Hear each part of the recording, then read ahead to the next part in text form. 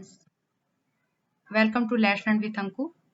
आज हम बात करेंगे इन्वायरमेंटल स्टडी के नेक्स्ट चैप्टर के बारे में। इससे पहले हमने इन्वायरमेंटल स्टडी सीरीज में 2-3 चैप्टर्स को कवर किया है। एनसीईआरटी बेस्ड हम लोग का डिस्कशन रहा है। तो जो हम लोग ये डिस्कशन करते हैं हमारे सारे कॉम्पिटिटिव एग्जाम्स के लिए, जो स्पेशली आपके टीचिंग एग्जाम्स होते हैं उनके लिए बहुत ही हेल्पफुल होते हैं। तो आप प्लीज इस सीरीज को कंटिन्यू रखिएगा। तो चलिए आज का देखते हैं कि हमारा क्या डिस्कशन है, क्या पॉइंट है। तो चलिए वीडियो स्टार्ट करते हैं। फ्रेंड्स, आज का जो हमारा डिस्कशन है वो अनीता की मधुमक्खियां, जो कि एक बिहार राज्य की कहानी है। तो उसका पहला क्वेश्चन बन के आता है कि बोचाचा या उसे बोचाहा गांव की किस राज्य की कहानी है। तो आपका जो बोचाचा गांव है या बोचाहा गांव है वो मुजफ्फरपुर जिला बिहार की कहानी है, जहाँ पे अनीता रहती है और वहां पे उसने मधुमक्खी को पाल के अपना एक बिजनेस सेटअप किया। तो उससे रिलेटेड ये कहानी है। तो आपका जो क्वेश्चन है वो कभी कभी बोचाचा भी आता है और बोचाहा भी आता है, लेकिन जो आपका एनसीईआरटी उसमें बोचाहा ही लिखा है। तो बोचाहा गांव किस राज्य की कहानी है? तो हमारा आंसर रहेगा मुजफ्फरपुर जिला बिहार की। अब हम मैप में देख लेते हैं कि बिहार कहाँ पे है। तो हमारे सामने एक मैप है इंडिया का। इसमें हम देखते हैं कि अपना जो बिहार है वो कहाँ पे है। तो अपना बिहार जो है वो पूर्व साइड में है। ये देखिए उत्तर प्रदेश हो गया, ये अपना छत्तीसगढ़ और ये आपका पश्चिम बंगाल। तो आपको पता भी चल गया कि आपका जो बिहार है वो उत्तर प्रदेश, छत्तीसगढ़ और पश्चिम बंगाल के बीच में है, मतलब उसकी सीमा इससे साझा होती है। तो ये रहा आपका बोचाचा जो विलेज है मुजफ्फरपुर जिला बिहार की स्थिति अपने इंडिया के मैप में कहाँ पे है, तो वो आपने देख लिया। अब हम देखते हैं नेक्स्ट क्वेश्चन। अब हमारा नेक्स्ट क्वेश्चन है कि प्रत्येक मधुमक्खी के छत्ते में कितनी रानियां होती हैं। तो आपको जान के आश्चर्य होगा कि आपकी जो बहुत सारी मधुमक्खियां होती है उनमें सिर्फ एक ही रानी होती है, और जो रानी होती है सिर्फ वो अंडे देती है।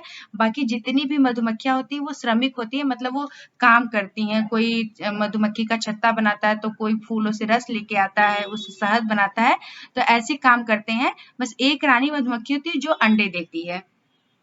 अब देखते हैं नेक्स्ट क्वेश्चन। आपके सामने देखिए कुछ मधुमक्खियां हैं जो शहद बना रही हैं। ये बहुत ही अच्छा पिक्चर था। इसके साथ देखते हैं अब कुछ मधुमक्खियों से रिलेटेड कुछ इंपॉर्टेंट पॉइंट्स है कि मधुमक्खी के छत्ते और श्रमिक मधुमक्खियों में नर मधुमक्खियों की संख्या बहुत कम होती है।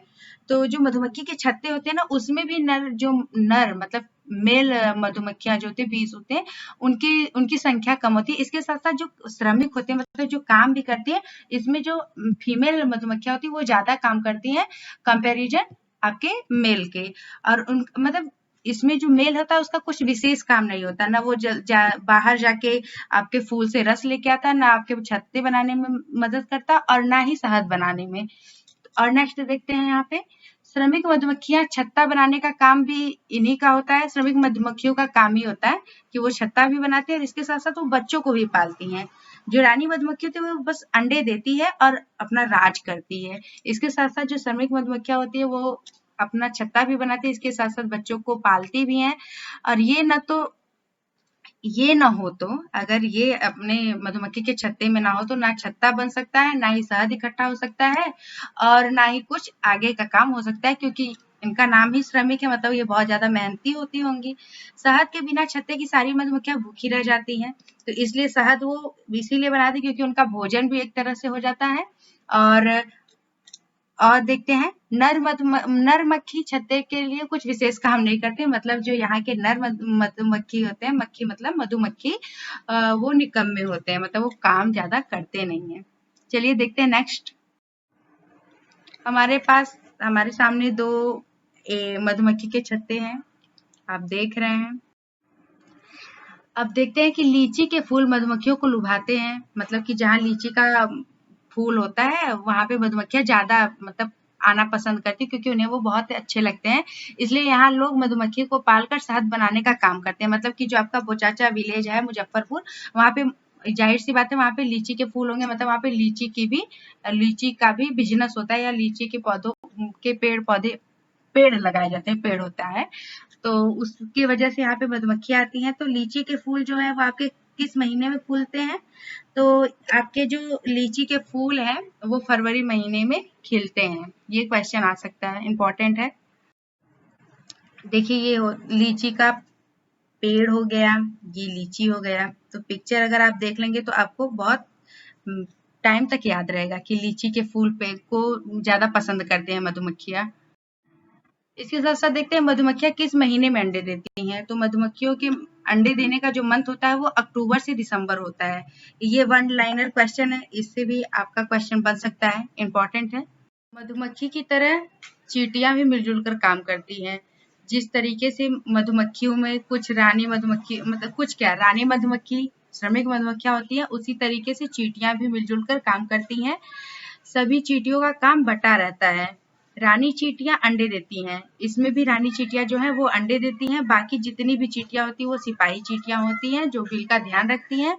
और काम करने वाली चींटियां मतलब काम करने वाली चींटियों का मतलब हो गया आपकी श्रमिक चींटियां जो भोजन ढूंढकर बिल तक लाती हैं। तो ये हो गया, इसमें एक सैनिक हो गया मतलब सैनिक का सिपाही और रानी, और इसके साथ साथ काम करने वाली चींटियां मतलब श्रमिक। तो ये इनकी 3 कैटेगरी हो गई। इसी की तरह आपके दीमक और ततैया भी समूह में काम करते हैं, मतलब उनका भी उनमें भी कोई रानी होता होगा, उसके साथ कुछ लोग ध्यान रखते होंगे। तो आपका जो मधुमक्खी, चींटी और दीमक ततैया है, ये सब एक ही सिस्टम से जुड़े रहते हैं।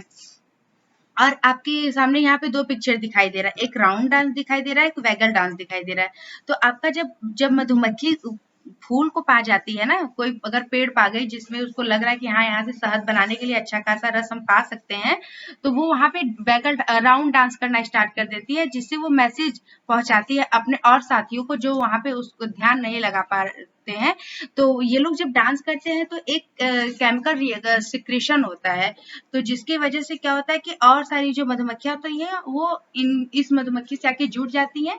फिर ये लोग साथ में मिलकर अपना जो रस निकालने का काम होता है उसे स्टार्ट करते हैं, और फिर रस को लेके अपने छत्ते में जाते हैं और वहां पे आपके शहद बनाने का काम करते हैं। तो ये एक राउंड डांस करती है और एक वैगल डांस, दोनों डांस करके ये मैसेज को एक अपने साथ समूह और साथियों में ट्रांसफर करती है, जिससे कि इनका जो मैसेज है वो सब तक पहुंच जाए और सब लोग मिल के आए, एक साथ में अपना रस वस निकाल के ले जाके मधुमक्खी के छत्ते में शहद बनाए।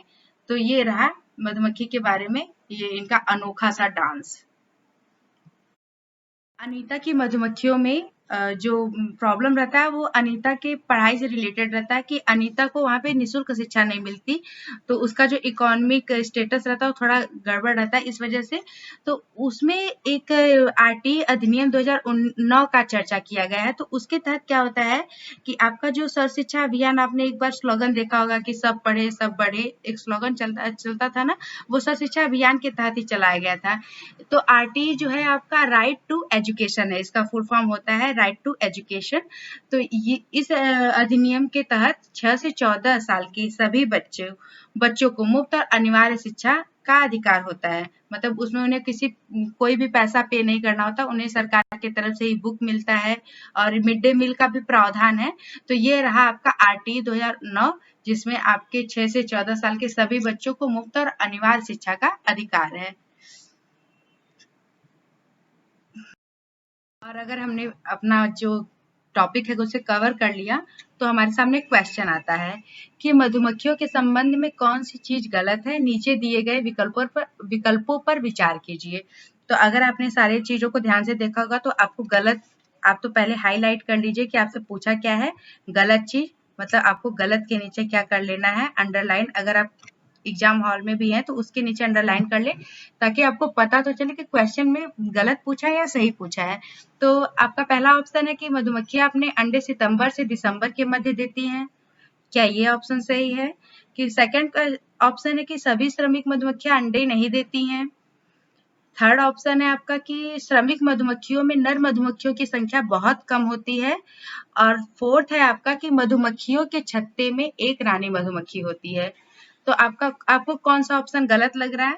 अगर आपने ध्यान दिया होगा तो आपको पता चलेगा कि जो आपका श्रमिक जो आपकी मधुमक्खियां होती है वो आप जो अंडे देती हैं वो सितंबर से दिसंबर नहीं, अक्टूबर से दिसंबर के बीच में देती हैं।